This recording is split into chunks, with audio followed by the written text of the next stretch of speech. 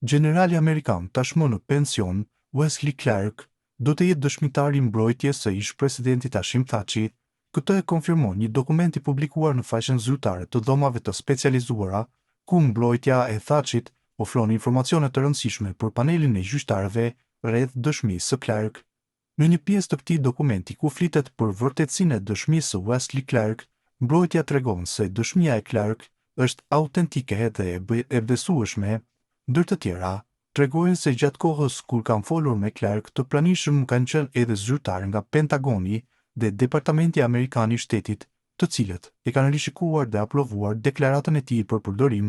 Autenticiteti, deklarata 1DW007 e marrë në mbrojtje është prima facie autentike dhe e besueshme.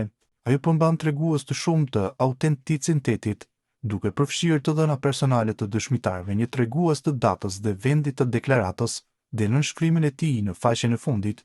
Për më tepër, në intervistën e dëshmitarit morën pjesë zyrtarë si nga Pentagoni ashtu edhe nga Departamenti i Shtetit, të cilët gjithashtu e shqyrtuan dhe miratuan deklaratën për përdorim.